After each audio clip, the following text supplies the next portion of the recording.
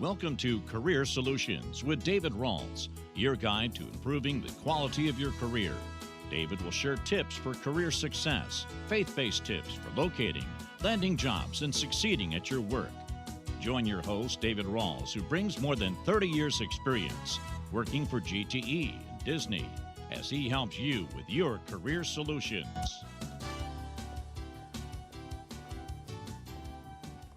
Hello. Welcome. Glad you're here tonight. I'm so excited that we're finally getting into some of the meat of this session.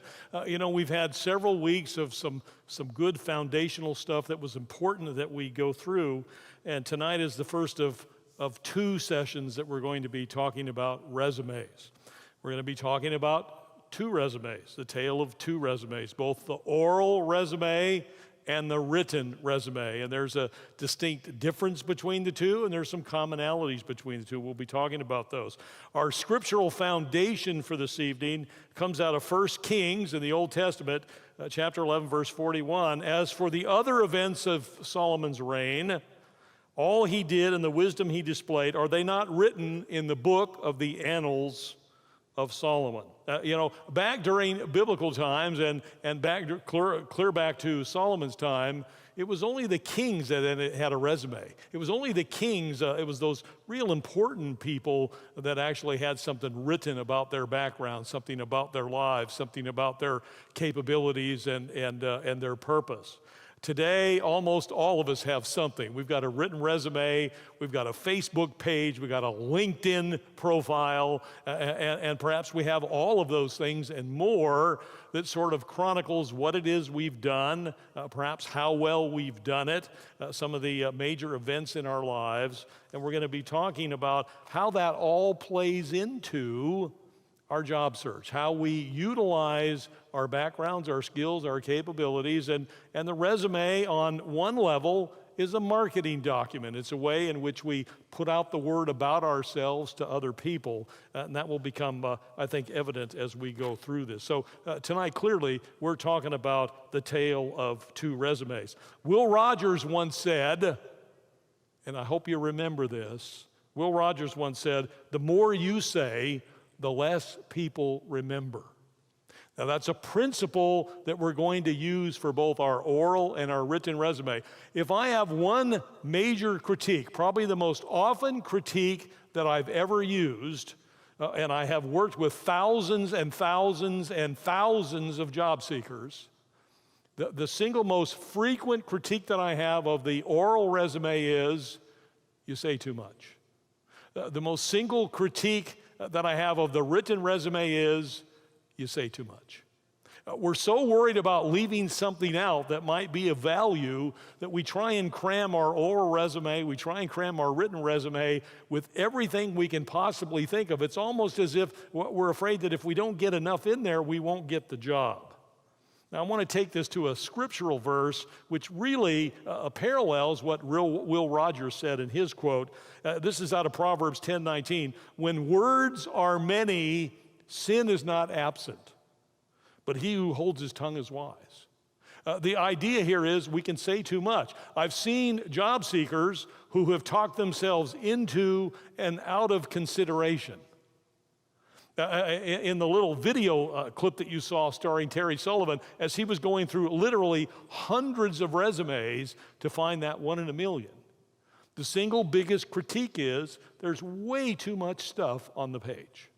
And you sell yourself and then unsell yourself all in one very quick 10 or 15 second event. It's been said by many, and I've never measured this to be true, but I can tell you as a recruiter, this rings true to me from my own personal experience.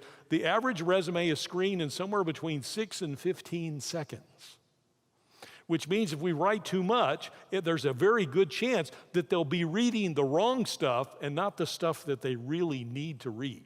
So we need to find out what's important to put on the resume.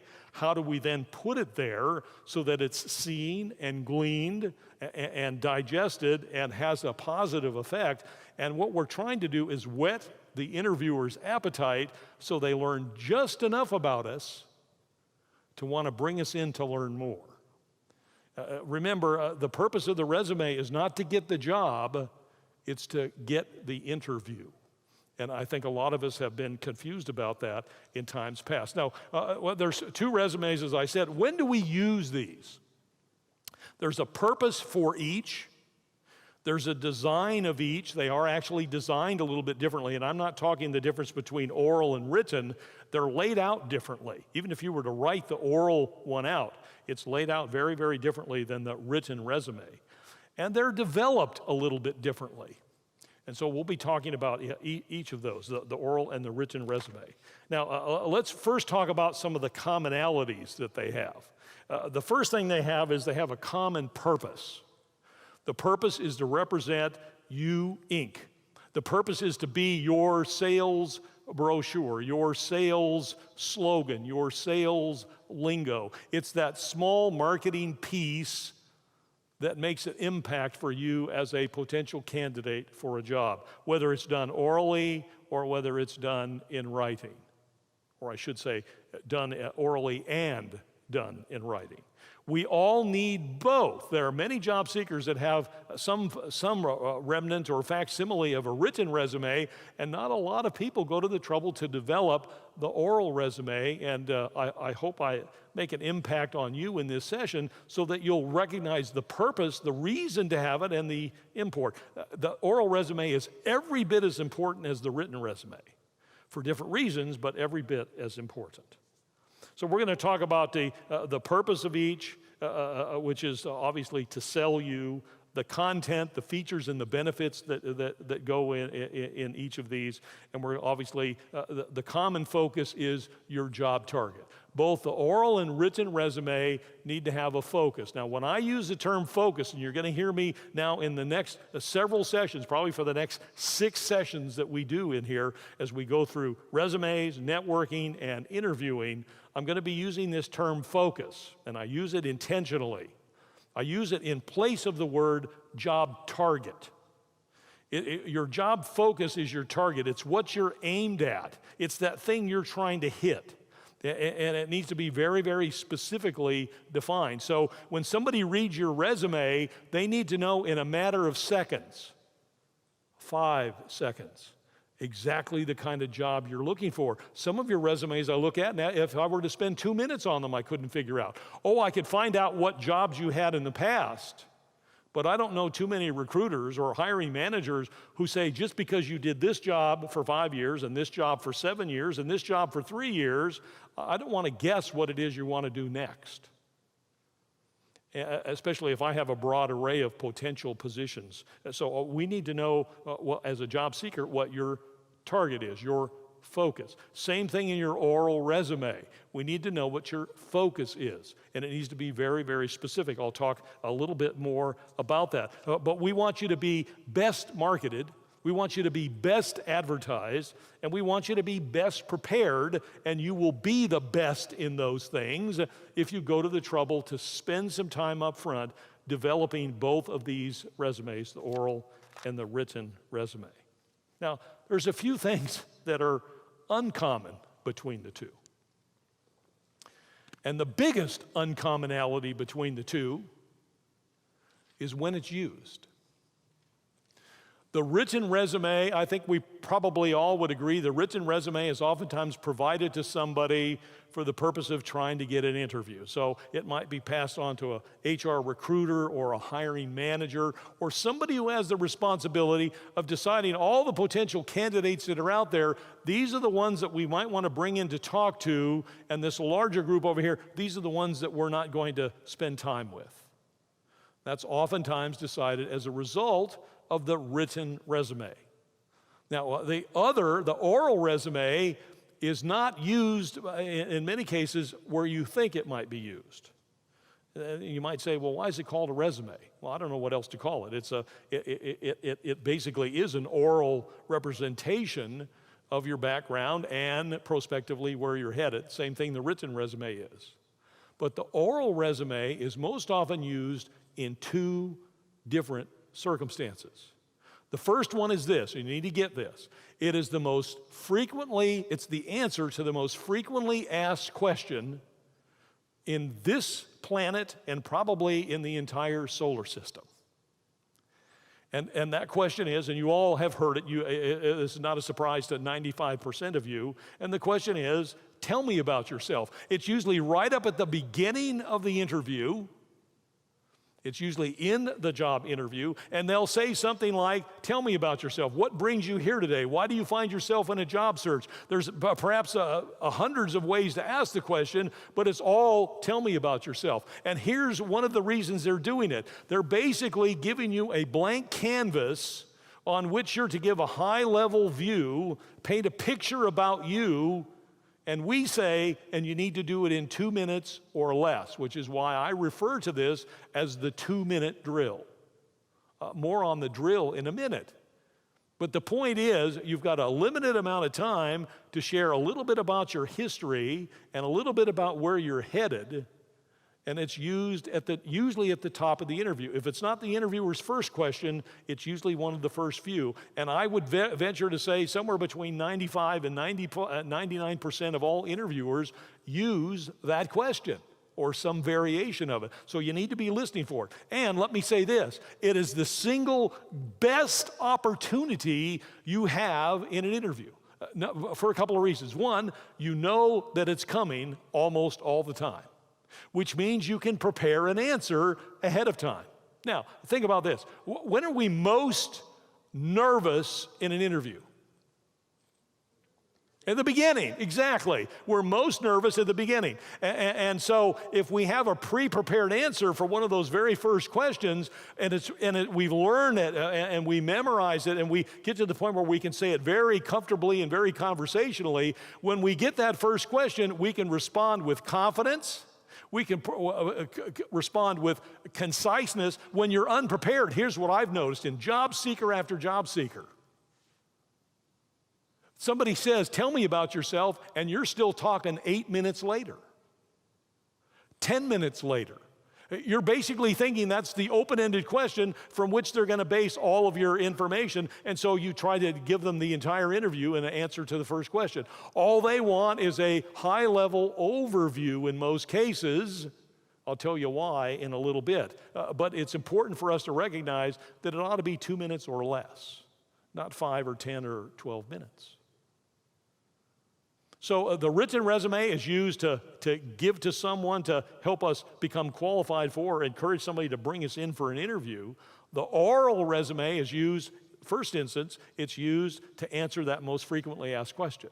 Tell me about yourself. It's an organized, succinct, crisp way to talk about what you've done and where you're going, your job target. The second use of the oral resume, the 2-minute drill as I call it, is for networking purposes. I can't tell you how many times I've been in networking groups. I was speaking to a networking group earlier today. And you meet people, and what kind of work are you looking for? What do you do? These people go all over the place. The string of conversation just is kind of meandering, never-ending, nowhere. And so by the time I'm done talking to these people, they have a potential networking connection that they're talking to. And when we're done with the conversation, I still don't know where they're headed. I don't know what their job target is, and I don't know what qualifies them. Even if I knew their job target, I don't know what qualifies them to get that job. So I can't help them. If I'm a good potential networking connection, I don't know enough about them to even refer them to people that might be good contacts. And that's one of the reasons we network with people. So we want to use our 2-minute drill in a very different way than we would use our 2-page resume. But they're both very, very important. Let's go back and talk about what it is we have to sell. And these are important distinctions, whether we're doing our 2-page or our 2-minute drill, our 2-page resume, written or oral. There's two sides of each of us that we have to sell. And most job seekers only focus on the first one. It's the being side. We're called human beings. Who are we being? It's all about our capabilities and talents and gifts that we possess. It's about the credentials. It's about our character traits and the associations that we belong to. That's the being side. It's who we are as an individual, as a being. It's what we bring to the party. If we're going to a potential employer, the employer wants to know, what is it you're bringing? Don't tell me about all the baggage, that's the negative stuff. Right now I want you to tell me about all the good stuff that you bring to us. Well, I have 12 years of experience doing this, and I have my bachelor's degree and my master's degree and a certification in this, and I belong to this group and that group. And so you begin to characterize all the things that you are, the being part of you. But there's another side to you, and you need to get as much of this in balance in your resume and ultimately in your interview discussion, and that's the doing side of you. The doing side of you is how well you use what you bring to the party.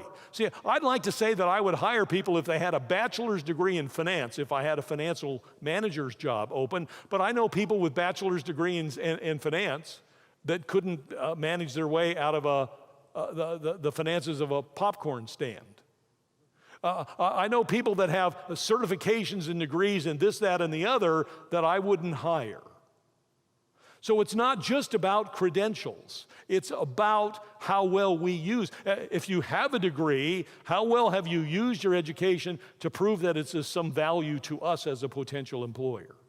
If you have 12 years of experience, did you grow in your 12 years of experience in this profession? Or as some people say, do you have 1 year of experience repeated 12 times?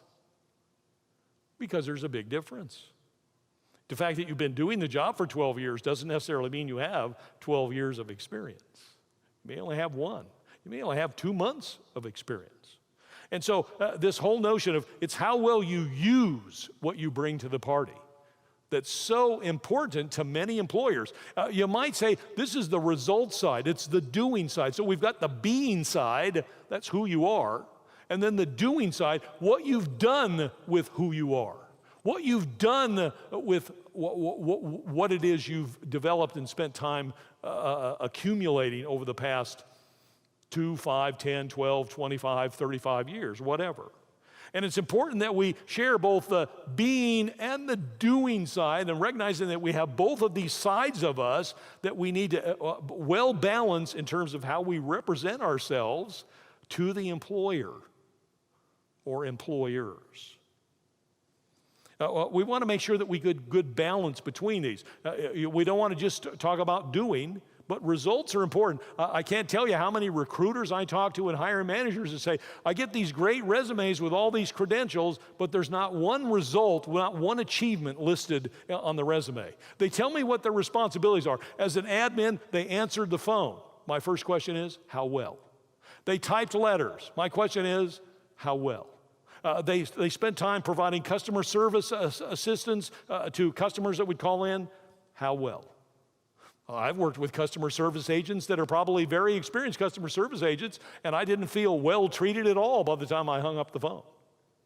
So the fact that they have the experience is only half of it. It's how well did you do it? And so we need to be thinking about, of course, results and getting the balance of each.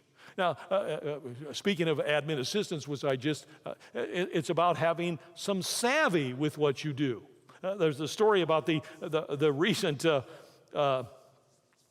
was a password audit done at a recent high-tech company.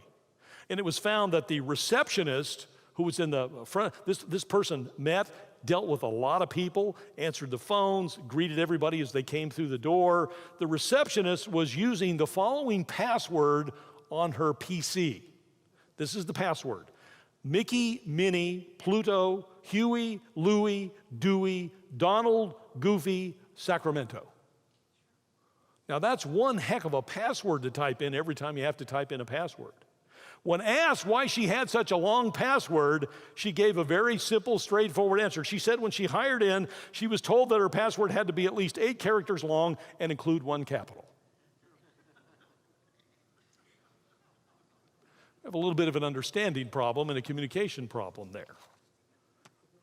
Okay, let's move on to something that's equally as important by virtue of a foundation here. And how many of you ever had CB radios. You remember the era of CB radios. Obviously, it's, for young people, they may not even remember these. But CB radios were all the rage. Truckers have been using them for years. And then they became something very popular. People began to put them in their automobiles. And then people, as they were driving around, had these little CB radios. I don't know what the distance they could communicate. But one of the important things in having a CB radio is you didn't use your name typically. You had a handle, a nickname, if you will.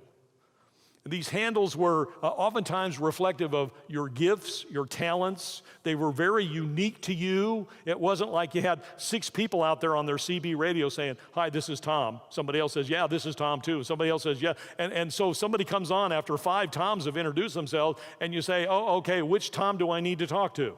One of you guys mentioned a good place to eat. Which Tom was it? No, everybody had very unique handles. They were typically 1, 2, or 3 words at the most. They were very, very short. It might be handles like Silver Fox. Maybe it was somebody who had gray hair. Big Red might have been my handle, because back when I was young and CB radios were out, I had fire engine red hair as a young man. And my nickname was Torch when I was in college. Well, it was one of my nicknames. It's one of the few I'm willing to talk about. And they called me Torch because my hair looked like it was on fire all the time. So it's just, and that might have been a good handle on a CB radio. I never had a CB radio, but that might have been a handle that I would have picked, because I also, since I share the last name with Lou Rawls, my fraternity nickname was Lou. And so I might have picked Lou the Torch, or Torch Lou, or something along those lines, trying to come up with a unique identifier as a handle. These had a lot to do with our reputation, how we were known by people close to us, and something that we knew that when somebody called us out on the CB radio in a strange voice, and we heard our name called, we knew it was us and only us. It was that unique. There weren't a whole bunch of Toms, Dicks, and Harrys out there. Everybody had a unique CB handle. Now, what I want to encourage us to do is to think about handles that might be appropriate for us, and there's a reason that I'm going to have us go through this, handles that would be appropriate for us professionally. If we had to come up with unique identifiers, what 1 or 2 or at the most 3-word handles might you think of for yourself? And I want each job seeker to come up with a minimum of 12, maybe as many as 15 or more, that might be unique to you, and they can be terms that are made up terms. They don't even have to be real things. They don't have to be real nouns. I'm going to give you an example of a few in just a moment. One more foundational step. In addition to the handles, I want us to be thinking about our accomplishments. If we're going to do a good job of sharing the doing side of us, the second side of us that's very, very important to many hiring managers and human resource staffing people, talent acquisition people, hiring managers as well. They want to know what we've accomplished. And so when we think about our accomplishments, I want you to begin to start to make a list. I'm amazed at the number of job seekers that have never thought about this. Either they've never had to, or they've never made themselves do it. But I want to encourage you, if you're looking for work, it's a necessity today for you to be thinking about what it is you bring to the party, what it is you did with what you bring to the party. Don't tell me you had customer service experience. Tell me about a time when you were really good at it. Don't tell me that you're a team player. Give me an example of when you were on a team that had superb results. So we have to be thinking about not only what we did, what our responsibilities were, but how well we accomplished some of those responsibilities. If you were we had a receptionist in our facility years ago, a lot of phone calls coming into that place. We had about 2,000 people in this one facility. And we had direct in dial, but a lot of calls came into the switchboard, and our receptionist, one of her main objectives was to catch every call before the second ring stopped ringing. And she was really, really good. Nobody had to wait and have the phone ring. And how many times do we call today businesses and it rings and rings and rings and rings, and then it goes to voicemail? And we wouldn't allow our switchboard calls to go to voicemail. And so that was one of her measures of success. One of her measures of success is she got every call, every call. Another one of her measures of successes was attendance. She could say that in her 6 years in our company, she never took a sick day. Now, I'm not saying that we can all do that, but that was an accomplishment for her. She worked hard at staying healthy. She worked hard at, if there were days when she didn't feel like quite getting out of bed, wasn't feeling 100%, she got herself up, got herself ready, and came to work, and struggled through the days sometimes when not feeling 100%. All of us wouldn't be that dedicated. That was an accomplishment for her. That was something that was important to her.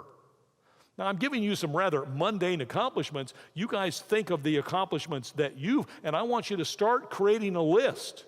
Name your 5 most significant responsibilities, and then give me an example of when you did that, each one of those, really well. Because if you're applying for a job and they're going to hire somebody, and you're applying for a job that somebody needs to be able to roof a house, and you say, oh boy, I've roofed lots of houses. You need to give them an example of how fast you did it, how well you did it, some qualitative or quantitative result of how good a roofer you are. Well, I roofed 17 houses in a half hour one day. We know that's ludicrous, of course, but the point is, you need to be thinking how you can express what you did in results fashion. It's important to everybody who's going to consider you for work. They're not going to hire you because you can do it. They're going to hire you because you're one of the best at it. People aren't out there hiring folks just because they're going to show up. They're breathing, they're warm, and they're going to put in their time.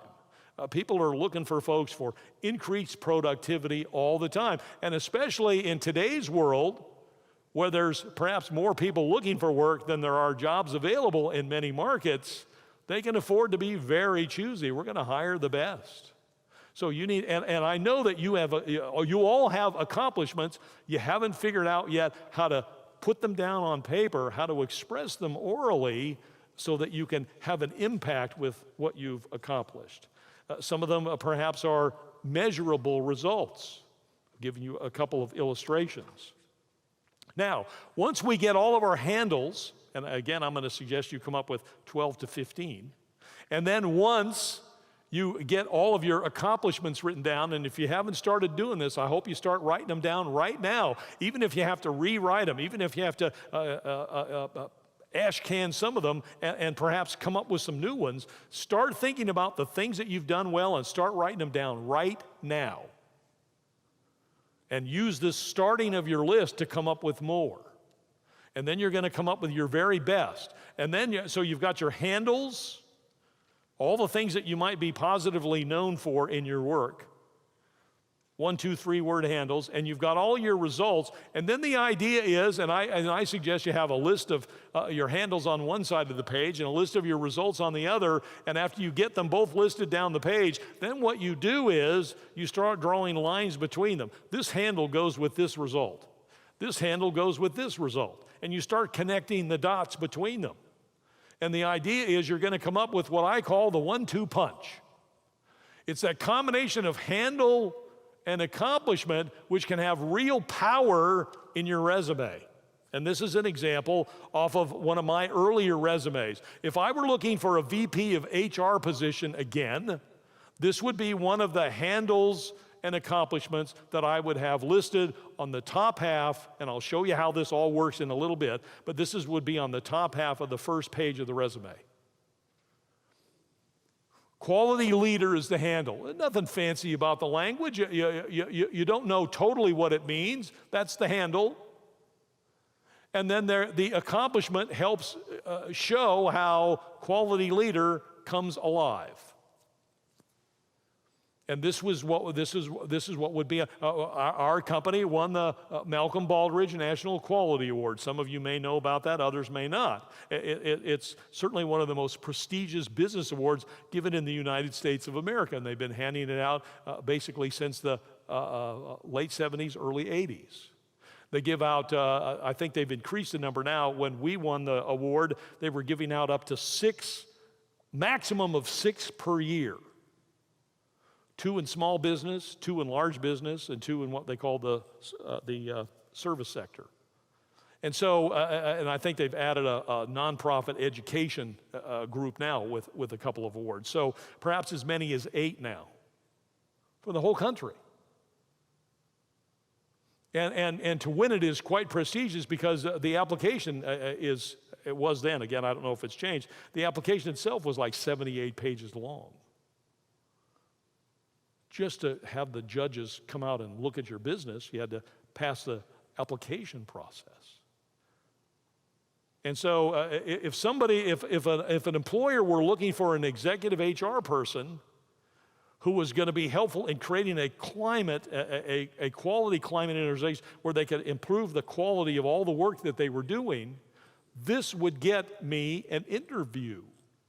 If quality was important. The reason you need several of these is once you find out what's important to the interviewer, what's important to the hiring manager, what's important to that particular employer that you're sending your resume, then you handpick the 1-2 punches that best fit what that employer is looking for, which kind of spills the beans a little bit on a point that I'm going to make in a little bit, and that is you have to customize every single resume to the employer that you're sending it to.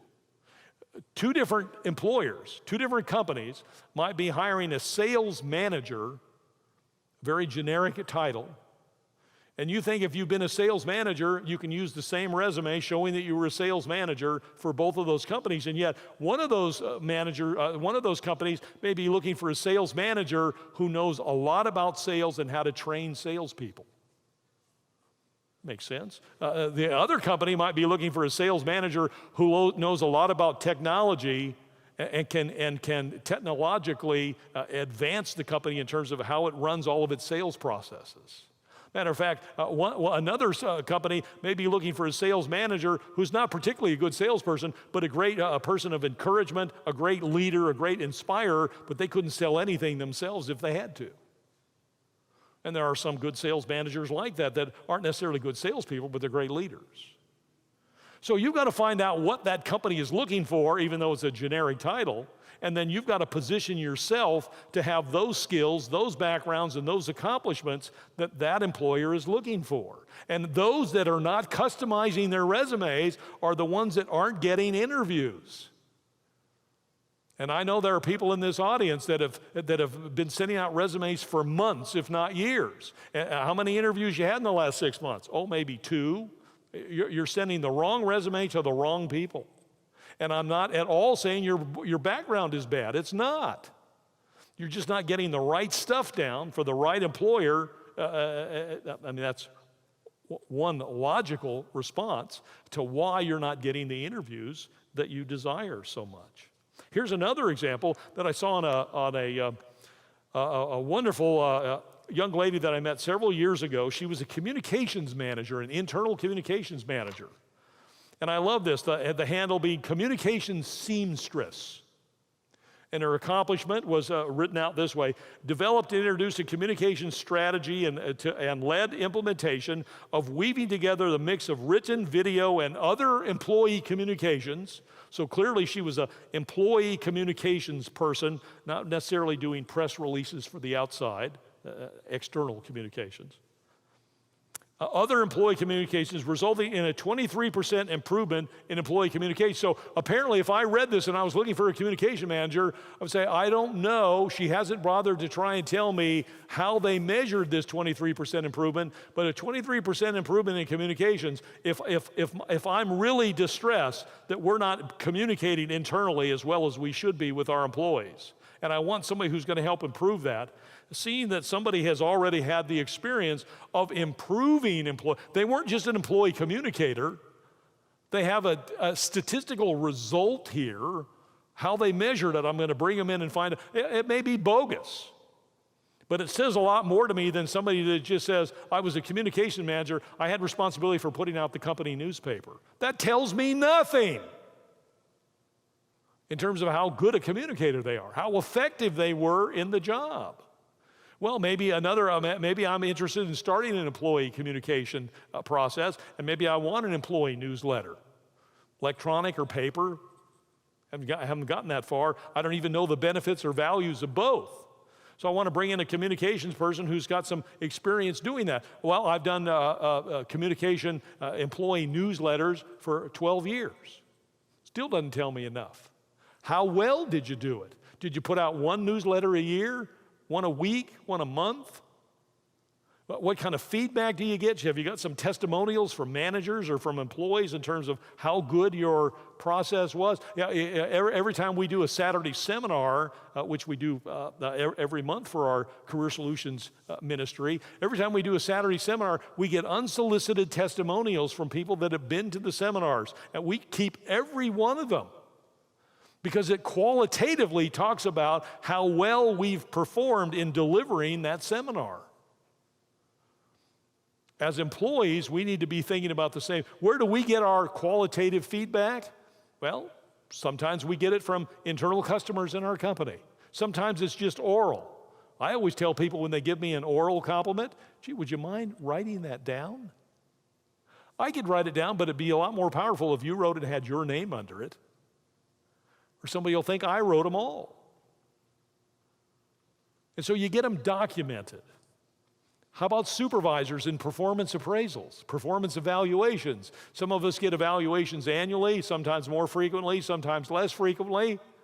There's all kinds of qualitative and quantitative comments on our employee evaluations. And while every evaluation doesn't have all great stuff, there's usually good stuff on there. So if you've kept any of those or can recall any of those or can retrieve any of those, there's probably comments on there that you might be able to somehow rework and reword and use in your resume. How many of you have got, and you don't have to raise your hands, but think about if you've gotten LinkedIn endorsements, if you've gotten LinkedIn recommendations. I think I have 50 or 51 recommendations that have been written up by those that I've come in contact with, and they've actually sent recommendations in, and they usually assign those recommendations to a specific position that you held in your work background. And so I have some recommendations about my book that are on LinkedIn. I have some recommendations about standing up here and teaching this workshop. I have some recommendations on there about when I was a vice president of human resources.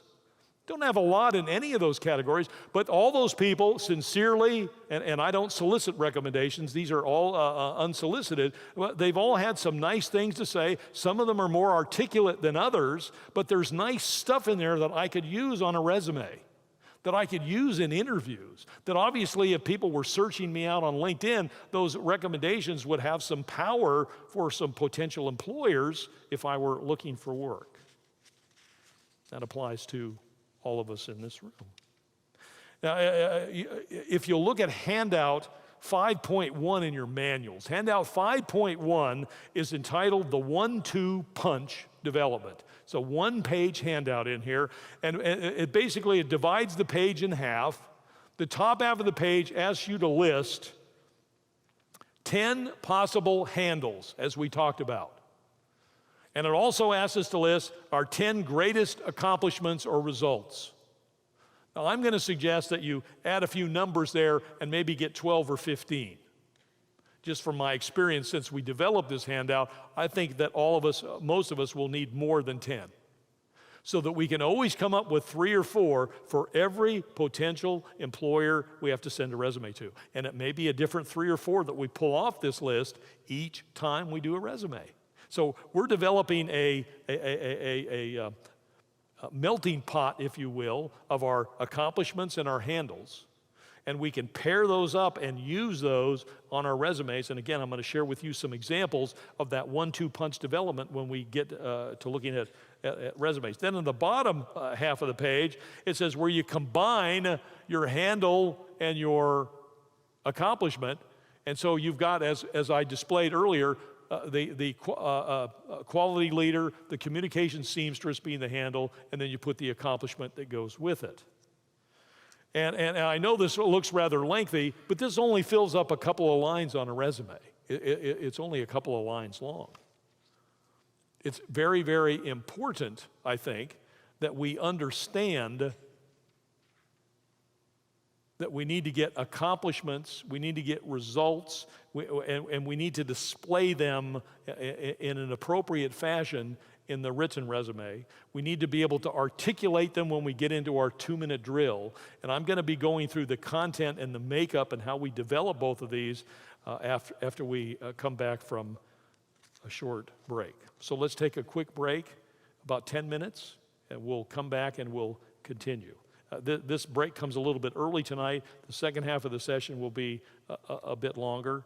So if you need to sign up for the Saturday seminar, which is a week from Saturday, you can do that with Cheryl out front.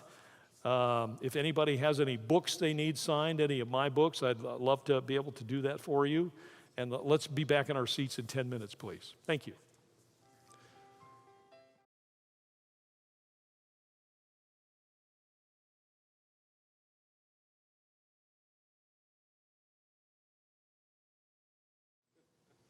Let's continue our discussion of resumes, talking about the perspective nature of resumes. Resumes need to be as much future-oriented as they are past-oriented. Most people think that written resumes particularly are a reflection or some sort of historical document, and they are that in part. They're also a prospective or they're a future document. Employers want to see where you're headed. Employers want to see how what you've done applies to what they have for you, potentially as a candidate for a job. They want to know what your job target is. So you can't just tell them, I did this job, I did that job, I did this job over X number of years, and expect, as I said earlier, expect that they're going to try and guess what it is your job target is now. So we need to be thinking as a prospective document, a future-oriented document. Now, the reason that that's important is they want you to have a target because they'd rather have, and I'll put this in the first person, if I'm a hiring manager, I'd rather have someone who wants the job that I've got more than any other job out there, and it needs to be real clear that they covet the job that I've got. It's not that this is one of, well, I could do your job or this job or another job. One of the worst answers you can give if I jump ahead to interviewing is that when an employer says, what kind of work you're looking for, and you say, well, I could do anything. And maybe you can, but that's not really their question. Their real question is, what do you have a burning passion to do? That's what they want to know. Because if they had a choice, they'd rather give you the job that you'd rather do it so, you want to do it so much, you'd do it for nothing if that's the only way you could do it. And when somebody will hire you with that kind of passion and that kind of job, they're probably willing to pay you more than average to do it because you've got the passion and intensity to get it done. So what I'm saying here is, with respect to your target, when you decide on what your job target is, those of us that are helping you, your network connections, we'll talk a lot about that in a couple of weeks when we get into networking. If you're going to be an effective networker, everybody you talk to needs to know exactly what kind of job you're looking for. And when I say job target, I'm not talking about, let's use some good examples and some bad examples. A good job target is not something like, I want to be a finance professional. It's not a job target. That's a broad career field. There's probably 250 finance jobs. You could be the chief financial officer, the accounting manager, the accounts receivable supervisor, the payroll clerk, the administrative assistant to the vice president of finance. You could be accounts payable. You could be a treasury. I mean, there's just all kinds of jobs in various functions within finance and in various echelon levels, from entry-level jobs all the way up to the senior positions. Employers want to know which one of those in that vast pyramid of jobs is the one that you're now ready and willing and passionate to get. So saying you're a finance professional isn't it. And you could say that about any functional area. They don't want to know that you're interested in being in sales. Most sales managers believe, and I won't say whether this is true or not, but most sales managers believe that just because you can sell product A doesn't mean you could sell product B or that you could even sell service C. So you not only have to have a sales affinity, but you also have to have some sort of affinity for the product or the service. So the point is, we need to get really specific in our target. We don't want to just help you hit the target. As this slide depicts, we want to help you hit the bullseye of the target. There's no reason for you to settle for less than the bullseye. But you've got to identify for those that are helping you, your network connections, those of us in Career Solutions and elsewhere, you've got to help us understand specifically what your target is down to the job title level. I want to be a payroll supervisor. I want to be a first grade elementary teacher. Don't just say I'm a teacher. What do you want to teach? I'm a coach. What do you coach? What do you coach well? Do you coach at the junior high, the high school level? What kind of coach are you? And so, again, we want to get as specific and as narrowly focused as we can. Now, the reason that this is important to understand is most of us think that if we keep our objective broad, we can send out our resume, we can send out our prospectus to a broader array of people that makes more potential jobs that we might land. And the problem is we get diffused, and there's a lot of other problems associated with that we talked about a couple of weeks ago with respect to getting all of our resources heading in the right direction. So again, our objective is not to help you hit the target, it's to help you hit the bullseye of the target. Now, there's a couple of resume cautions that are worth mentioning here very quickly. You ask 10 people about their opinion on resumes, you'll probably get 12 to 15 answers because some of them are a little bit schizophrenic. Everybody's got an opinion. I mean, I've seen people come through our workshop and they've been in our workshop for 3 weeks, and I see them offering their resume opinions to the person who just started brand new tonight, as if they're somehow now an expert after 3 weeks in the Career Solutions workshop. Everybody's got opinions, and it's okay. We just need to recognize that everybody's got opinions. Whose opinion are you going to listen to? Recognize that there are variations in structures.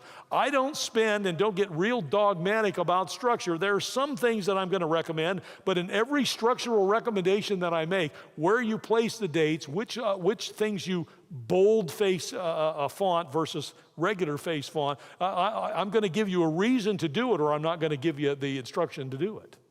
I want you to understand the logic behind doing it, and if you don't buy into the logic, don't do it. We want to remember that we need to avoid generics. Generic resumes were very, very important and very helpful 25 years ago. But over the course, particularly of the last 10 to 12 to 15 years, as with the advent of computers, word processing, now it is expected by employers, we're going to customize every resume. It used to be we'd have to type up a resume on a typewriter. I know some of you don't even know what a typewriter is other than it's an antique sitting in an antique store somewhere. You'd type up a resume, and once you finally got a good copy of it, because you didn't have word processing, if you hit the wrong key, you had to pull the paper out and start over again. And so after 2 or 3 hours of typing up a resume and finally getting an error-free document, you take it down to a printer somewhere and print 250 copies of it. So, and you get them printed as quick as you could before you got smudges on your original. And you had a generic resume that then went to anybody and everybody that you might think to send it to with respect to your job. Those days are gone. Every resume that we develop needs to be customized for that particular employer. Even to the degree, for example, I'll just give you one for right now. Let's say that you're looking for an administrative assistant position. I'm using that because it's a fairly broadly understood job by most of us. Administrative assistant position. Now, some companies call them administrative assistants. Some companies call them staff assistants. Some companies call them executive assistants. Some companies still call them secretaries. Some companies call them something else. Some companies might call them staff assistant 3. There might be a staff assistant 2, a staff assistant 3, a staff assistant 4, based upon the level of manager or executive that they report to. When you apply for a job as an administrative assistant, you need to change if you don't make any other changes, and you will, but if you didn't make any other, you need to change your title, your job target title, which is going to be prominently displayed. I'll show you some examples in a minute. You need to change the job target title on your resume to match the title used in that company that you're applying for. So if company A has a administrative assistant 2, you change that target job on your resume to say administrative assistant 2. If the next company you send your resume to, they use the title staff assistant XYZ, you put staff assistant XYZ as your target job. Why do you do that? If they see that you see yourself in their job, they'll start to see you psychologically, they'll start to see you in their job. And that's what you're trying to accomplish, among other things. And then the last caution, of course, is perhaps where we started earlier in this session, is what we need to remember: the purpose of the resume is not to get the job, it's to get an interview, and that's all. It's to be an appetizer. It's not the main course. If you're writing your resume to get a job, there's going to be way too much stuff in it. And it doesn't make any difference whether it's a typewritten or a computer-printed resume that you're going to stick in an envelope and mail in, or whether it's one that you're attaching to something online. It needs to be brief. It needs to be short, which is why we always talk about resumes. And I don't want to get overly dogmatic about length, 1 page or 2. I'll talk about that in a second. Let me tell you what a resume is not. And I don't have a slide for this, so you might want to write some of these down. A resume is not a narrative. If you're writing your resume in paragraph style, 3, 4, 5, 6 lines to a paragraph, you're writing in the wrong style, in my view. It needs to be bullet points. Not a narrative. It's not a novel. It's just a lot of quick phraseology bullet points. Number 2, it is not designed to be all-inclusive. You're only putting in there things to whet, W-H-E-T, their appetite. Number 3, it's not to get a job offer, as I said, it's to get an interview. It's not an exercise in proper grammar. It's okay to use foreshortened sentences that are really just phrases. Doesn't have to have an object and a subject and a verb in it.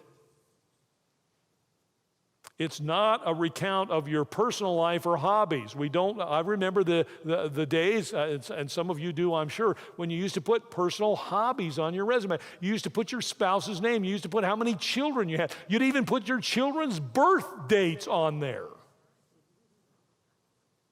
None of that stuff goes on there anymore.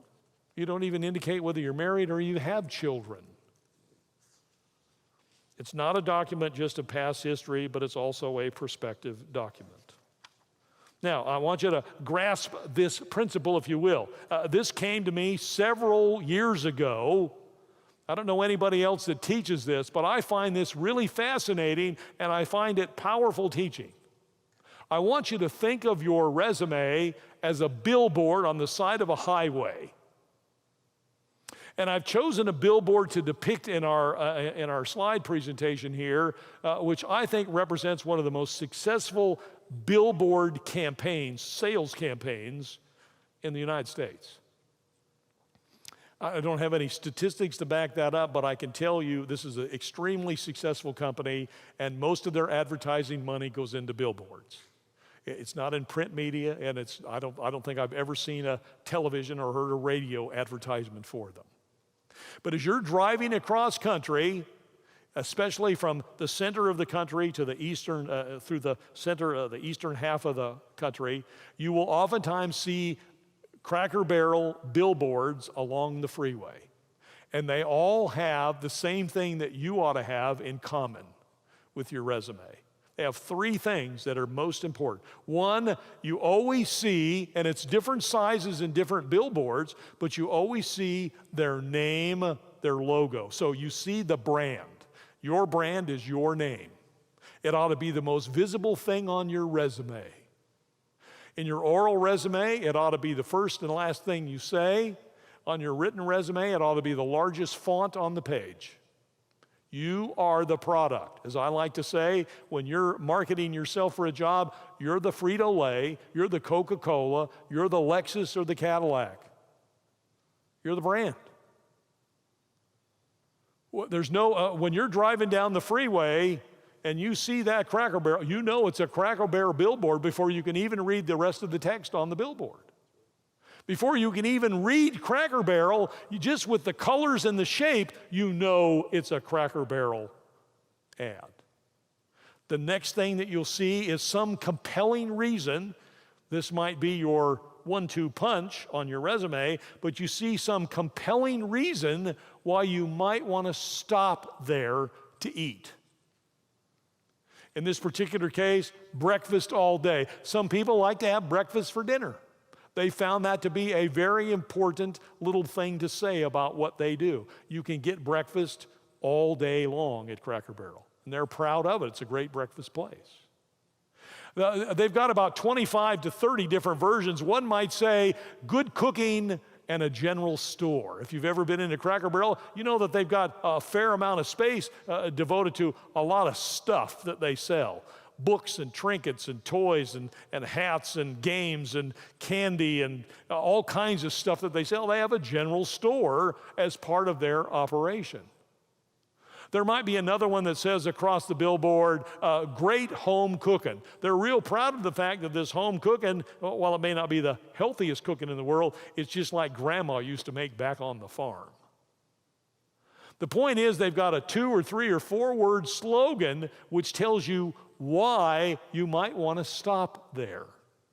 And then the third thing that they put on there, every one of their billboards, is where they are. I defy you now to drive around and look at billboards on the side of the freeways. You'll see products advertised. You'll see restaurants, service stations, and other services, and you won't be able, when you look at the billboard, you won't be able to see or find out in looking at it where they're located. Well, what good does the advertisement do? When you see when somebody gets your resume, they need to know very quickly, here's your phone number, here's your email address, here's your LinkedIn address, here's how they get a hold of you. So who are you? What's the brand? Cracker Barrel. Where are you? You're at the next exit, then left. You're exit number 73. You're 17 miles ahead. There's different ways that they say it, but you always know where that Cracker Barrel is going to be. Always. They never leave those 3 things off, and that's all they put on there. Now, let me tell you why they keep it real clean and crisp, because they know that as you're flying down the freeway at 70 miles an hour, and in East Texas, 75 or 80 miles an hour, and in some parts of the country, even faster, they know that you're only going to see that billboard for a matter of seconds. Well, remember what I said earlier? Your resume is being screened in 6 to 15 seconds, and you're giving them something that's going to take 10 minutes to read. You think they're going to read all the words on that? Not a chance. They won't read all the words on it if they decide that you're the best out of the first 100 they look at, call you in for an interview. You think they've read that whole resume? Nope. They haven't. They haven't sat down and scoured it for all its great nuances, which is why the fewer words you say, I'll go back to our opening statement, the fewer words you say, the more will be remembered.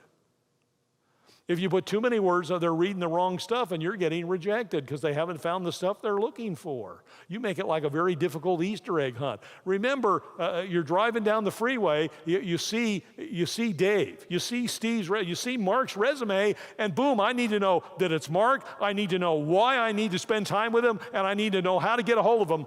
6 seconds, boom, the billboard has passed me. I'm moving through these resumes as fast as I can get through them. And you think I'm doing it fast with my eyes. Wait till you get into the computer search. And now they're being identified through word search on the computer. You got to have the right words on there. It's not about what you did. Now it's not even about how well you did it. It's about making sure you got the right words to express it. All that stuff is extremely important. Okay. Don't forget the billboard. As you're driving around, look at the billboards and you'll see the successful ones. They'll have these elements on them. You'll see a lot of the unsuccessful ones, they try and put too much on, just like most job seekers with their resumes. They're trying to, there was just a couple of miles from here on the highway. For years, there was a restaurant, had a billboard up, and they had everything on their menu was on this billboard in picture form. Every dish they made. They had dishes of food. I mean, literally, it looked like they took a picture of a giant banquet table with everything they made was stacked up on this table. It was just a whole bunch of dishes of food. I bet I saw that billboard at least 500 times. It was only a few miles from my house. Every time I got on the road going one direction, I passed that billboard. I never once knew the name of the place. I don't even know if the name was on the billboard. And I had still to this day, it's long since been 10, I have no idea where they were. So even if I wanted to eat there because something I had time to stop and look to see what they actually made and served in this restaurant, I don't think I could have found them. Ridiculous. Good designers of these billboards are employing the same principles that we need to employ in putting together a good resume. All right, let's now talk about the actual design of the 2-minute drill. The 2-minute drill is the oral resume. There's 4 parts. You see them displayed here. Pre-career, early career, recent career, future career. 4 parts. 2 minutes.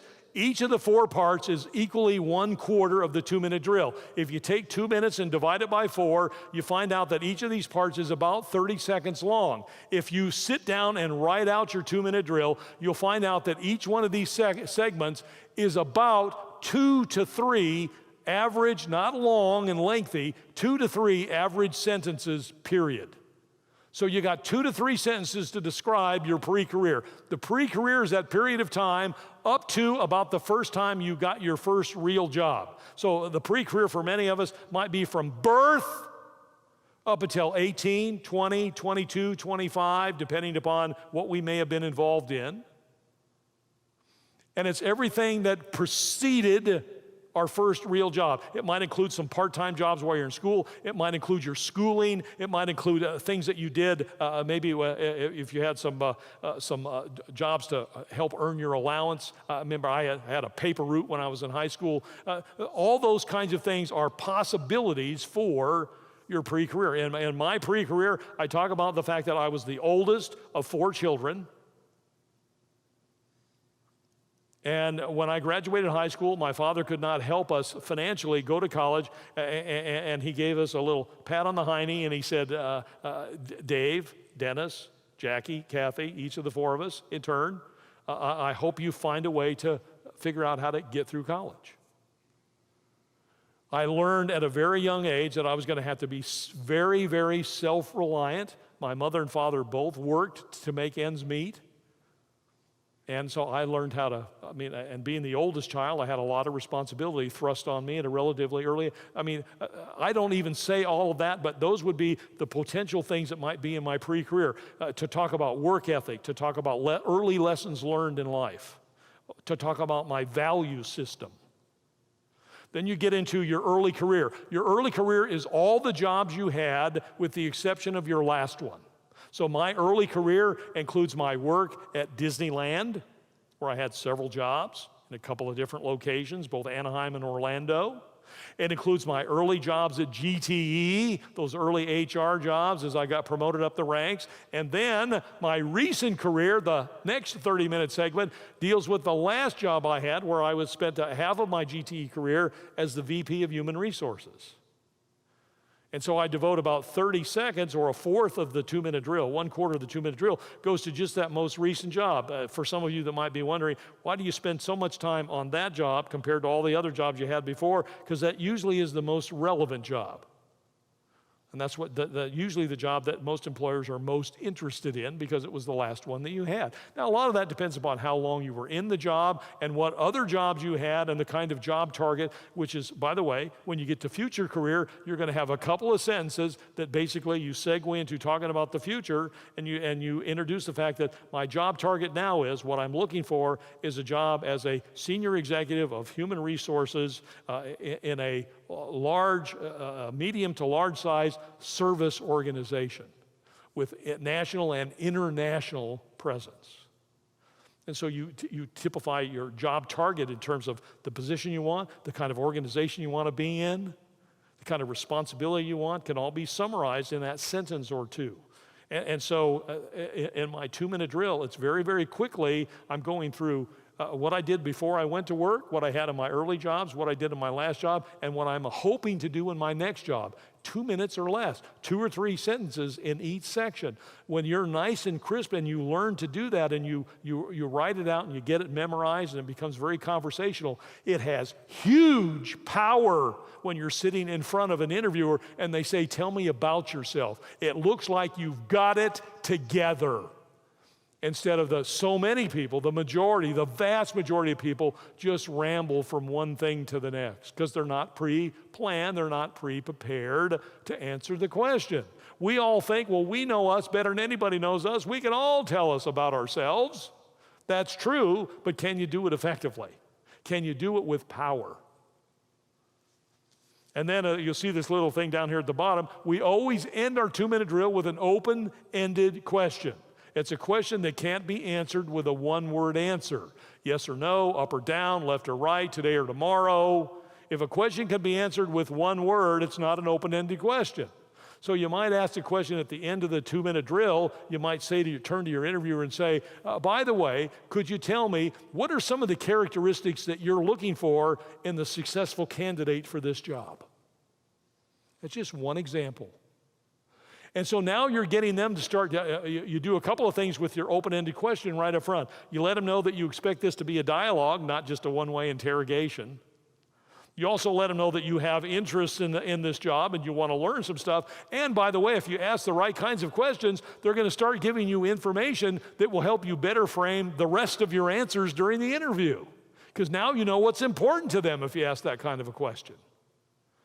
And you ought to, every 2 or 3 or 4 questions, you ought to be prepared to sprinkle in more questions. We'll get in that when we get into our session on interviewing.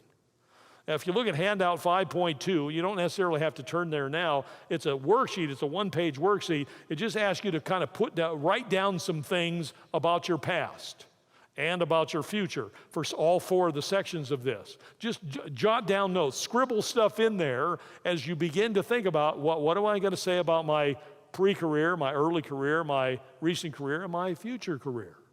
In other words, get some ideas on paper first, then sort of craft sentences around them once you decide what it is you want to talk about. That's your 2-minute drill practice sheet or worksheet. And then over in handout 5.4, we actually have a sample 2-minute drill. It's a typed out 2-minute drill. This is a real drill. Matter of fact, in our next session, I'm going to have the person that actually originally wrote this drill, who's going to actually come to our next session, and I'm going to have him up on stage, and I'm going to ask him the question, tell me about yourself. And you can pull this out and see how close he gets. Now, he hasn't used this for years. He wrote this 2-minute drill when he landed his last job about 9 years ago. And only occasionally do I have him come up and from memory, I ask him to tell me about yourself. And he does pretty good. He gets really close to 2 minutes every time he delivers it. It's always said a little bit differently, but fundamentally he's got all the pieces together. That's the 2-minute drill sample sheet if you need to see what one actually looks like. Now let's go on to the 2-page resume, the written resume, because I know that's why a lot of you folks are here. 2-page resume used by everyone. It obviously has some limitations, and it's misused by both job seekers and hiring managers alike. We just know that there's some fundamental drawbacks, but this is a world that requires resumes. This is a world where managers think they want to see something to screen from before they decide who they're going to bring in and who they're not going to bring in. And so let's move along with the 2-page resume design. I'm going to talk about several things. I want to talk about the length and the layout and the things you put in and the things you leave out. The length, for example, should be 1 to 2 pages. Now, don't get overly dogmatic. If you have a very technical job, a scientific job, where you have to use a lot of scientific and technical terminology because to show your depth and breadth of your technical understanding, those resumes might be a bit longer than 2 pages. Just recognize that as you go past 2 pages, you begin to start to lose credibility in terms of your ability to succinctly summarize your background. There's been a lot of discussion over the last few years, should your resume be a 1-page or a 2-page resume? I'm going to both ask and answer the question. Should your resume, is your resume better off being a 1-page or a 2-page resume? It's always better the shorter you can make it. If you can say in a page and a half what you currently have on 2 pieces of paper, say it in a page and a half. If you can say it in a page and a quarter instead of a page and a half and get the same impact, say it in a page and a quarter. This isn't because you got space, you ought to go ahead and fill it up. That's the wrong attitude about this. If you don't need the words, strike them. If you can say in 4 words what you've been saying in 12, say it in 4 words. Make the impact with the reader, because they're only going to give you 6 to 15 seconds.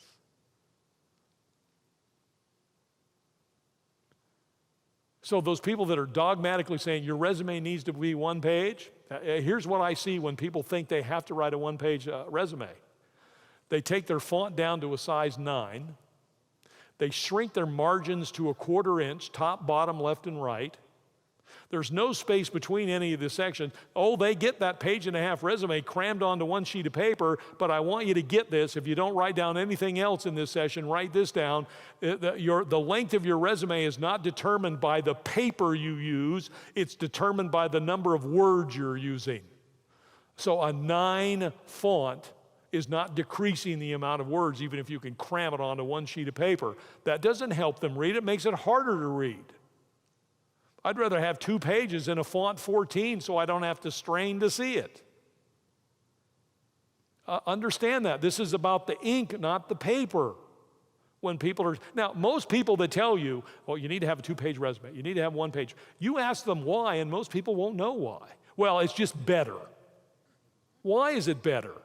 It's because you don't give them as much to read, not because you've made it so small you can cram it onto 1 sheet of paper. And there's a big difference.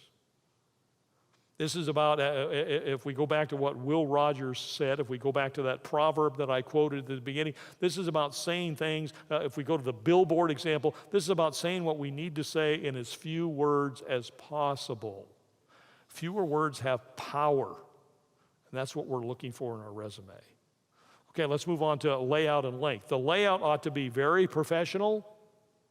I can't tell you how many resumes I look at. Somebody actually gives me a resume and it's got handwritten corrections. Oh my gosh, that's terrible.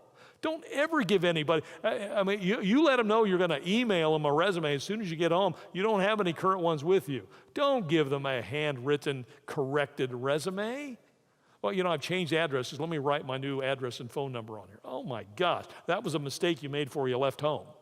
You shouldn't leave home without a current resume. It ought to be a good font, usually a well-used font. I have 2 friends that go out and they find all these fonts they can find. They must have thousands of fonts they find out on the internet. Use the more commonly fonts. If you want a sans serif font, perhaps Verdana, perhaps Tahoma, Arial. If you want a serif font, maybe a Times New Roman.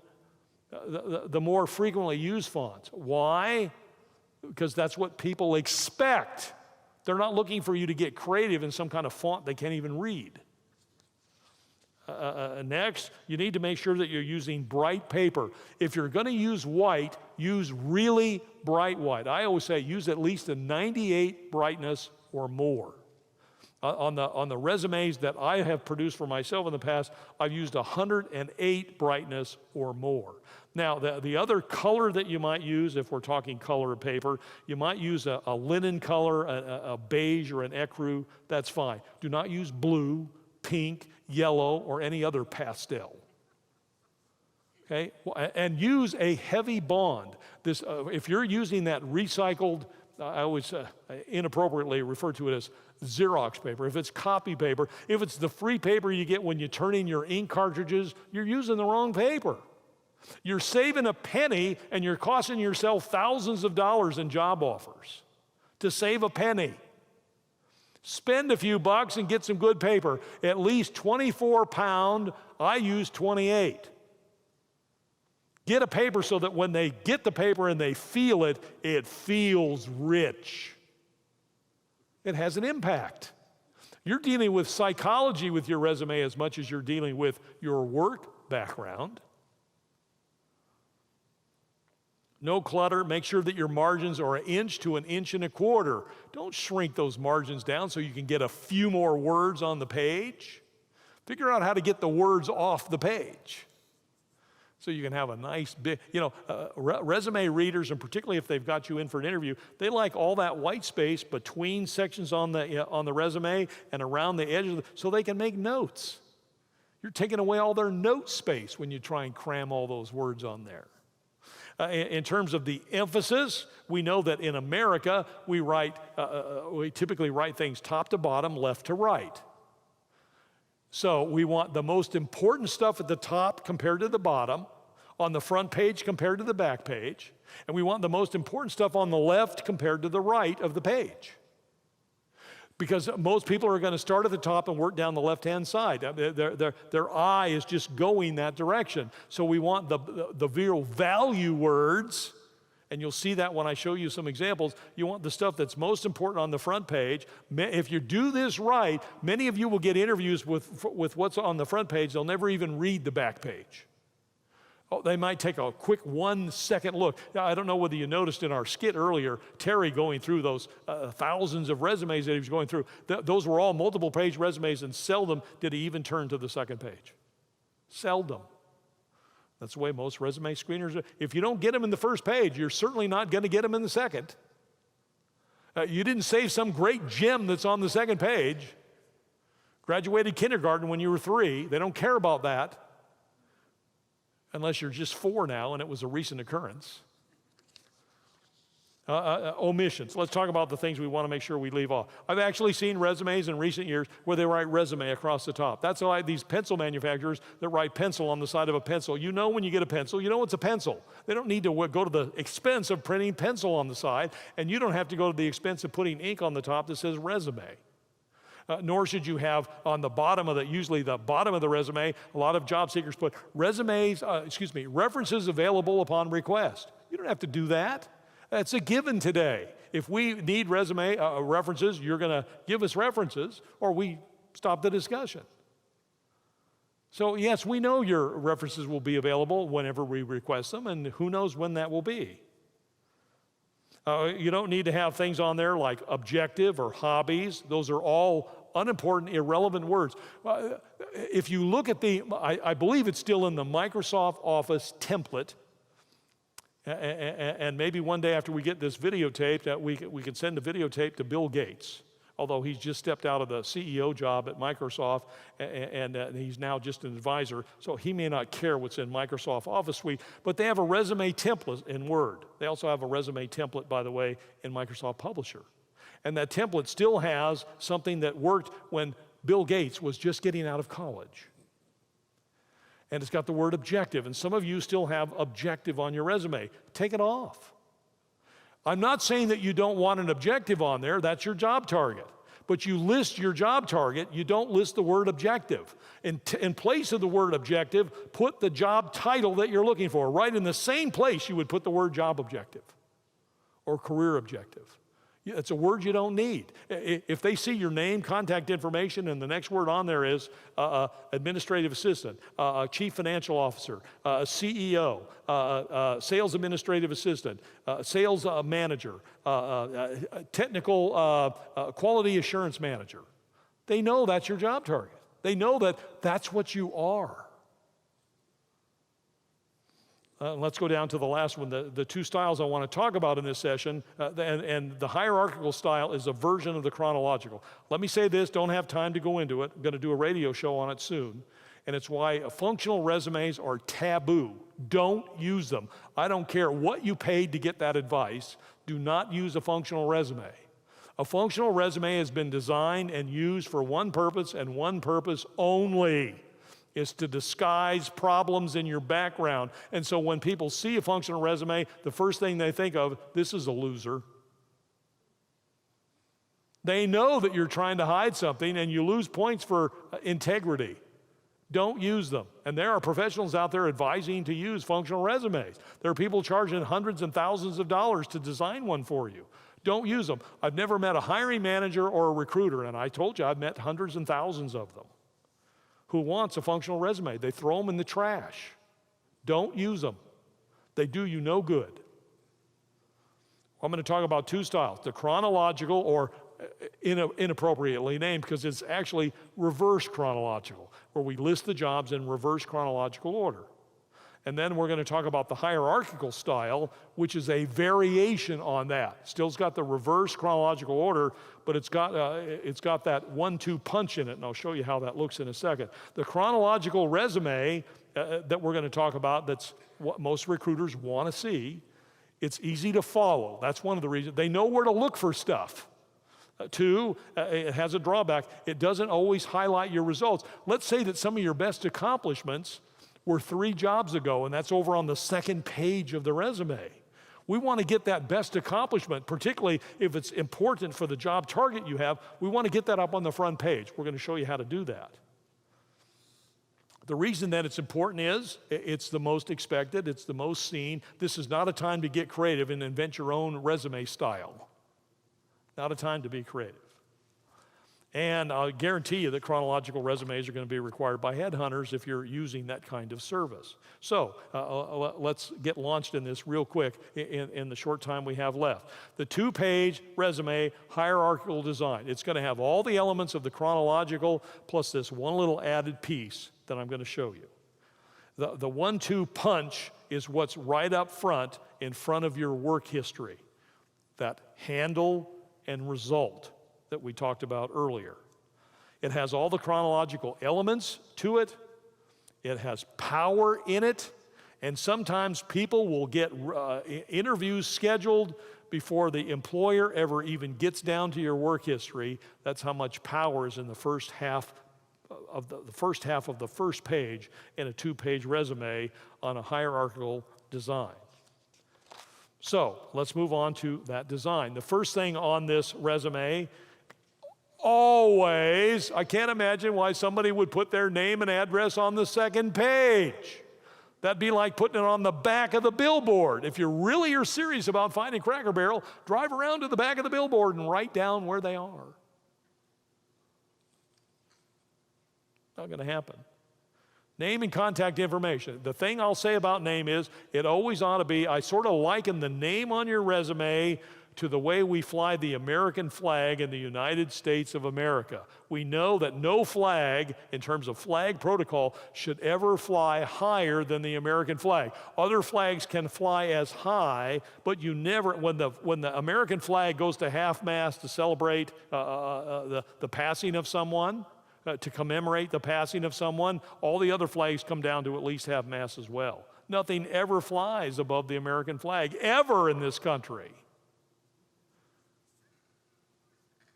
And nothing on your resume should ever have a font bigger than your name. You can have other fonts as big as your name, but your font for the name, your name on the resume, ought to be the biggest font that you use. 14, 16, maybe even bigger. Can you get too big? Yeah, it looks like it gets out of balance. You might have to play around, print off a couple, see how they look. Remember your name. Your name ought to be the name that you introduce yourself by. If your name is Mark Baker IV, and you're proud of the fact that you're a fourth, but every time you introduce yourself and I met you and you said, hi, my name's Mark Baker. I call you up on the phone, you say, hi, this is Mark Baker. I want to know why you're putting the fourth on your resume. It's causing a little bit of an issue with respect to your brand identity. If you go by, you say, hi, my name's Bob Smith, but on your resume it says Robert K. Smith. If you're not introducing yourself as Robert K., kill it. You're Bob Smith. The only time, that's my official name. That's great. Put it on your W-4 after they hire you, so that it links up with your Social Security information when they send in your Social Security deduction every month. You do not need to have your formal name on your resume if that's not how you introduce yourself. This is about branding. If you're Bob Smith, you're Bob Smith. That's who you're selling, Bob Smith, not Bob Smith here and Robert K. Smith over here. You're going to confuse people, especially with a common name like Smith and Bob. Robert K. Smith can be another person altogether from Bob. I'm not sure which one of them I wanted to invite in. I forgot. Contact information, mailing address, telephone numbers, numbers, email address. Now, I want to address this. In some parts of the country, and this seems to be true around here, there seems to be some sort of fad going on that says you shouldn't put down your home address on your resume. When I ask people, well, that's what they advised me to do. Well, did they give you a reason why? Yes, for security purposes. Give me a break. Your address is in the phone directory. If you own property, your address is in the courtroom. Register. I mean, you're only sending your resume to people you want to have your resume. Why would you take your address off your resume? Let me tell you, I know that this isn't true of everybody, but if it's true of even a small percentage, you don't want this to happen. There are many, many HR recruiters that when they see a resume without an address, they think of one or two other possibilities for you. One, you're incarcerated. Or two, you're actually trying to get a job down here in this labor market from Minneapolis, Minnesota. And they know that you're not going to give them much consideration if they're 1,500 miles away. So they don't put their address on there. And so many people see these, and if they don't know what your contact is, that's why I advise some of you. I know that telephone numbers are portable. I keep getting calls from on my cell phone from people all over the country that I don't want to talk to. They're taking surveys, they're marketing companies, they're selling political candidates, whatever they're doing. There are people that and there are these pre-recorded messages that we're just getting bombarded with. I'm getting to the point where I'm not answering calls from out of the area phone numbers that I don't know. So if you've got a Detroit phone number because you migrated from Detroit 4 years ago, I want to encourage you, if you're in job search, you get a local area code. Because it can make a difference. Post office boxes. I know some of you like to get, I've met several people that prefer to get their mail at a post office box. That's fine. But you know, if you're in prison, you can get a post office box in any community to make somebody think that you're actually living in that community instead of incarcerated in a state prison somewhere else. That's what recruiters think. There's nothing wrong at all with putting your street address down, even if you don't get your mail there. Let them know where you live. Now, if you've got multiple phone numbers, as some people have got 2 phones, 3 phones, 5 phones, 7 phones, 29 phones, just put down 2 at the most, the 2 most likely that you're going to be most easily contacted with. Let's move on. The 1-2 punch is the next thing on there. Name, contact information, 1-2 punch. The 1-2 punch. Handle, accomplishment. Handle, accomplishment. I recommend having 3 to 4 of these and no more. Even though you're going to get 10, 12, 15 of them, you want to pick out the 3 or 4 that best suit you for the job in that employment, in that employer that you're applying for, in terms of what they're looking for. Excuse me.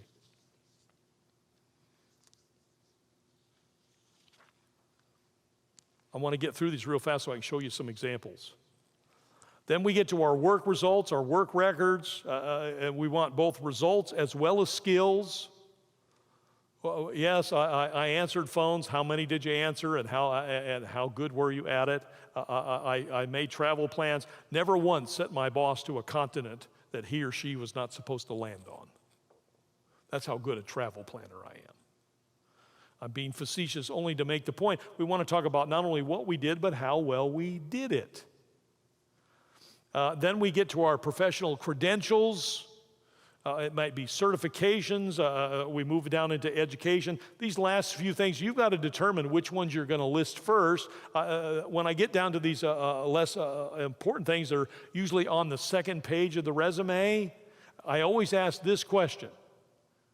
First, should I include this on this resume? Is it going to make any difference to them scheduling an interview for me to come in and talk to them? Are they going to want to know this information? And if they're not going to want to know it, don't leave it on there just because you're proud of it. You may have designations, you may have accomplishments. For example, I'll give you a good example of two of our graduates here in our workshop, husband and wife. They went through the workshop at different times, and it was after Julie landed her job. 6 months later, her husband went through the workshop. He landed his new job after about 6 months. So it was about a year's period from when Julie started to when Bob finished. My wife and I went out to brunch with them one Sunday, months after Bob landed his job, and I found out, and I didn't even know till that time, that both of them have PhDs. They both have advanced degrees. They didn't have it on their resumes because it wasn't important for the kind of work they were looking for, and all it was going to do was confuse the readers. So you put down what you need to get them interested in you, and you leave off the other stuff, even if you're very, very proud of it. There's no rule that says you have to put down every degree, every course you ever took. You don't have to list every skill that you've got and everything you've ever accomplished.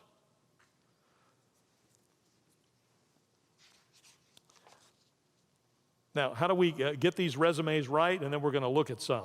We get these resumes right by first doing an outline, then we do a draft, then we get some critique, we do another draft, we get some critique. I would say that the average good resume, and by good, needs to be good in your eyes based upon what you know about resumes. But the average good resume is going to take 6 to 8 drafts. You can't get from where you are to where you need to be in just one iteration. It's going to take getting some feedback, fine-tuning, learning how to say it 6 words in 5, 5 words in 4, 4 words in 2, 3 bullets into 1, 2 bullets, 2 bullets into 1 bullet. If you can get it said in fewer words, that takes a little bit of skill and some work to get that done. Now, if you'll look at handout 5.3 in your manuals, this is called Building Your 2-Page Resume. Again, this is a 1-page worksheet to just get you to begin to think about things that you're going to want to include on your resume. This is getting at some content stuff.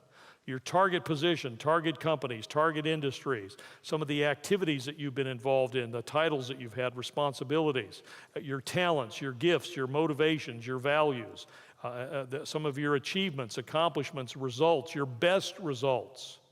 Scribble all over this with everything you can think of. You don't have to use everything you put on here, but just use this as a place to do sort of a mind dump, a brain dump of all the stuff that might be potential to put on your resume. And if you have to, flip over to the back page. This is not getting sent to anybody, so you can scribble all over this and use as small a words as you want to. Now I want to draw your attention to some of these resumes that are in your manuals. Now this is where I always like to say this. There are people that aren't in this session tonight that have our manuals, and they see we have several resumes in this manual, and there are some people that have said, you really think I ought to do a resume like this one? I said, no. Every resume in this book has got major problems. These are not good resume examples. These are teaching resumes. So until I point out the good and the bad and the ugly on these, you're going to need to scribble on these as we talk through them. I want you to turn to handout 5.5. Handout 5.5 is the resume for Fran Executive. Obviously, these are real resumes. The names, addresses, phone numbers have been changed to protect the innocent. There have been some, perhaps some other change, but these are generally what I saw from people that use them in our workshop. Now, Fran Executive, you'll notice that Fran has got their address and phone number. Notice the big, bold font for Fran's name. It's the largest font on here. We know who the product is immediately. It's like that Cracker Barrel logo that we saw. And then we immediately see, after reading Fran Executive, we might skip right over the email. We might notice that there's contact information there, but we don't really spend any time on it because our eyes are immediately then drawn to the job target, which is the specialty retail executive. The only time I've ever seen 2 lines for this, but in Fran's case, the specialty retail executive at the CEO, COO, or president level, oftentimes interchangeable interchangeable terms, excuse me. And then, with no more than 3 lines, 1 to 3 lines, what Fran has done is describe themselves in that job. And you always write this down out here in the margin somewhere. You always write this little up to 3-line description of you in the job in the present verb tense. You don't ever write it down as you're looking to become one of these, because companies don't hire wannabes. And you don't ever write it in the past tense as it's something that you used to do, because companies don't hire has-beens either. They hire ises. You need to be an is, a current. Fran is a current specialty retail executive. They're not used to be, not want to be, they is. They are. Then you'll notice, now there's a mistake on this one, as I teach the resumes. They've got their achievements, and by the way, if you look at Fran's achievements, these 3 bullet points, they're really good. They're very impacting. But if they don't read them, there's no way that they could be summarized. If these had 1 or 2 or 3 word handles in front of them, they would have much more power. And after Fran added the 1 and 2 and 3 word handles, each of these 3 achievements had much more power. Because now they read the summary of 1 or 2 words, they read the achievement that goes with it, and they remember the achievement next time they look at the handle. They don't have to reread the entire achievement. Then you'll notice down in Fran's got the experience listed, name of the company, location of the company, the job title there underneath, and then the dates of employment out to the right. Remember, left to right, what's more important, the job that you held or the years you worked there? The job you held, of course. Do they want to know the dates? Absolutely. Now, I'm going to make one suggestion about dates of employment. I'm only say this one time. You'll see other examples of this as we go through a few more resumes. And here's the point I want to make. I always believe that with few exceptions, and I'll state what the exceptions are, with few exceptions, you always ought to have month and year. Now, there's some people say, oh, year's fine. Ask them why. Why is year okay? Well, because if you put down year, like let's take Fran's here, in terms of being the consultant of special projects from 2002 to 2004, we want them to think that it was the full sum and substance of all 3 of those years. We want them to think it was a 3-year job. Well, most readers of resume know that this could also be 1 year and 2 days. The last day of 02, 03, and the first day of 04, and then they stop working there.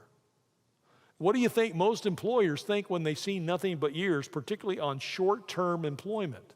They think the worst, not the best of you. It looks like you're trying to hide how long you were there. And I'll guarantee you, when they have you fill out their application, they're going to ask for month and year. So put it on the resume. You get points for being honest. You get points for your integrity. There's the exception where you don't have to put down months when you've had a year. On my resume, I don't have months on my resume. Well, Dave, you're violating your own principle. No, here's the exception. For one employer, I worked 6 years. For my next employer, I worked 26 years. They don't give a rip about the month I started and stopped. Whether it was 24 years or 26 years, it was a long time. The months become irrelevant. But if you had one job from 1999 to 2000, another job from 2001 to 2002, another job from 2003 to 2004, trying to hope that everybody thinks these are all 2-year jobs, and they could have been 2-month jobs with lots of dead time in between, they're not going to think well of that. That's just my encouragement to you. And notice the bullet points under there, a good job there in terms of the bullet points.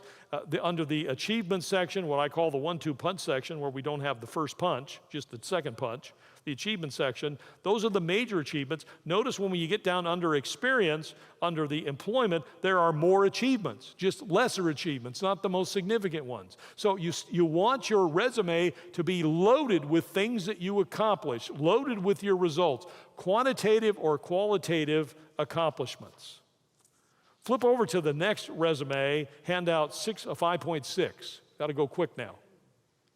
This is Bonita Angel. Notice that Bonita has her professional designation. She's a HR person, and she's a professional in human resource. That's like a CPA to finance is a PHR to HR. That's her professional certification. Passed a test. Shows a minimum level of capability, credential, and accomplishments.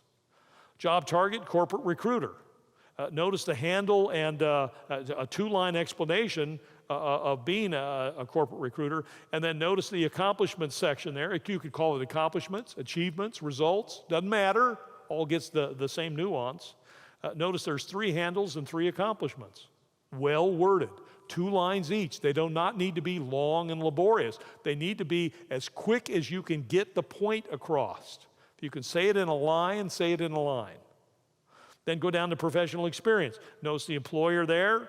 I'm going to introduce something I haven't talked about yet, but notice under Zale Corporation there is a line, one line and one line only in italics, and that's referred to as a company byline. Write that out to the side, the company byline. The company byline, basically, you want to have the most positive thing you can think of about the organization. It might be the organization's slogan.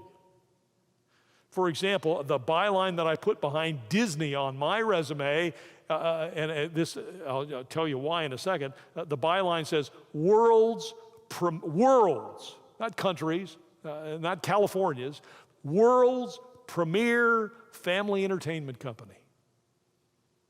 It didn't come off of their corporate literature. That was my terminology, but that's what they are. They're the world's premier family entertainment company.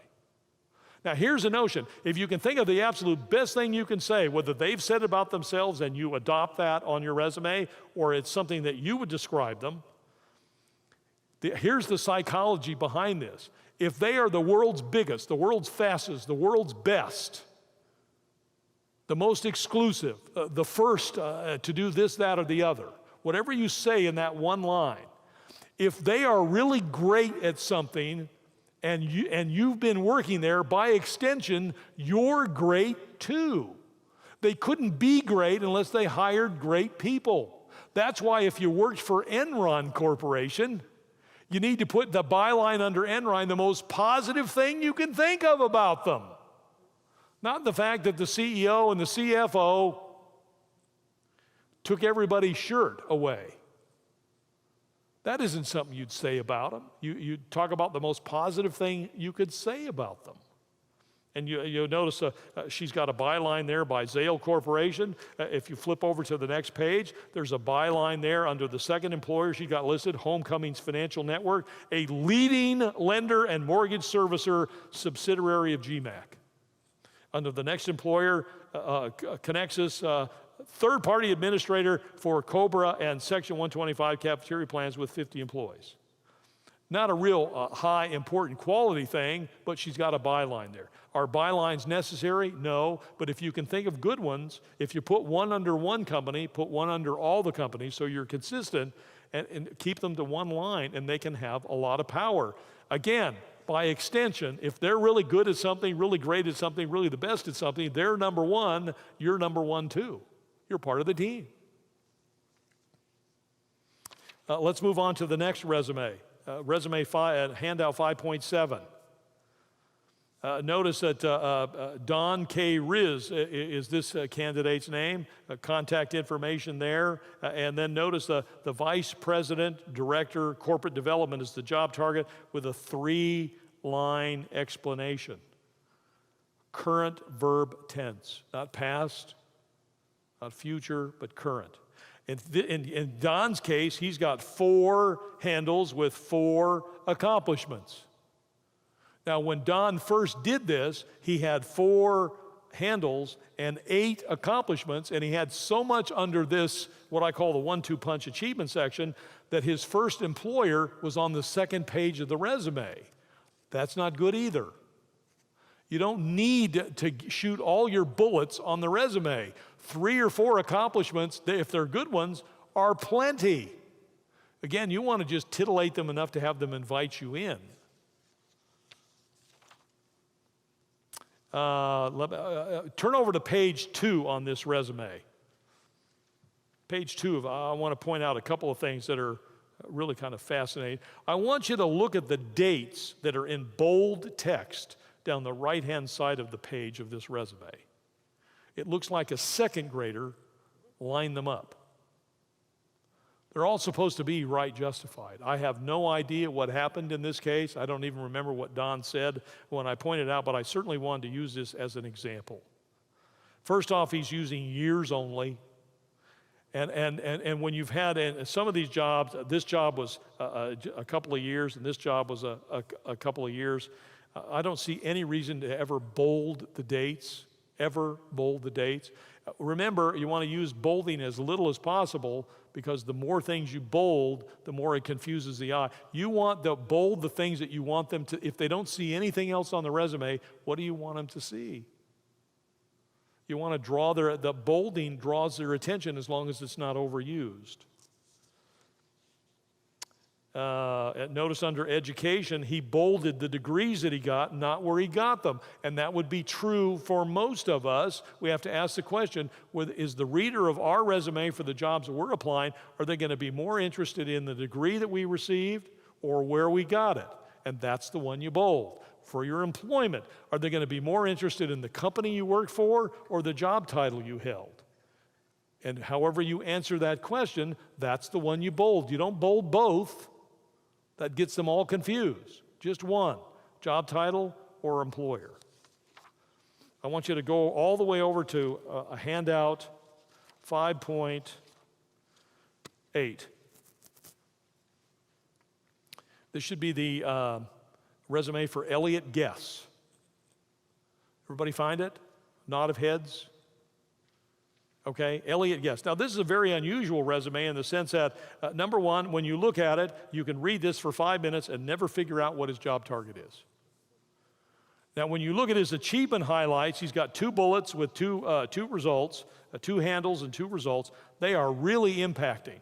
The font's too small, hard to read, but he does have them there in a good place. And they're powerful, but we still don't know what kind of work he's looking for. Now go down to, he's got something that I've never seen on a resume before or since. The section after achievement highlights before professional experience. Notice he's got 4 testimonial statements, a couple of which he took off of previous performance appraisals. He's got written testimonials that he's put on his resume. This resume, by the way, got him several interviews, and one of those interviews, he was hired. So I'm not saying it's ineffective. It's a really goofy-looking resume in many ways. The font's too small. There's too many words on it.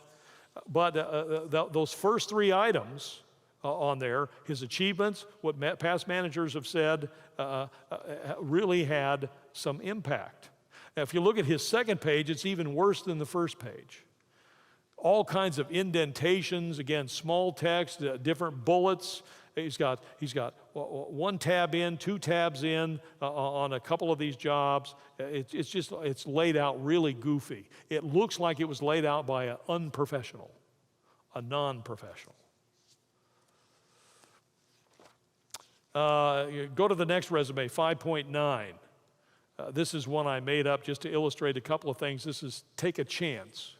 Take a chance. Take a chance. A product development manager. See all these lines on here? I just want to illustrate. If you put all these lines on a resume, all the resumes that are now being stored in employer software, these lines, tables, headers, if you're using headers, if you're not using headers or you don't know what they are, you're probably not using them. All those things mess up that software. So get rid of the headers, get rid of the footers, get rid of the lines, get rid of the tables, set it up as a text document. Good text, good fonts, but you don't need all those lines or borders. Okay, that's our sample or resumes. When you think about all the things that you could put in a resume, start thinking about all the things you can leave out in a resume. In our next session, what we're going to do, I want you to bring 3 copies of your resume with you. It doesn't make any difference whether it's good, bad. You're not going to be handing them out to employers. Here's a case where pencil corrections are okay. If you've got your resume written on a napkin, make 2 copies of it.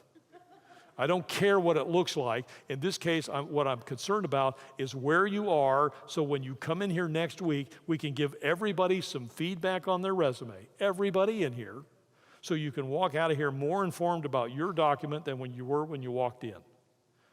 If you could employ some of these things we've talked about tonight, that's great. If you don't have time to do that, that's okay too. The point is, we want to help you get your resumes better next week. Your oral resume and your written resume. Write up some kind of a 2-minute drill. Something. Put it on an index card. Write it on a napkin. Write it on the back of your hand.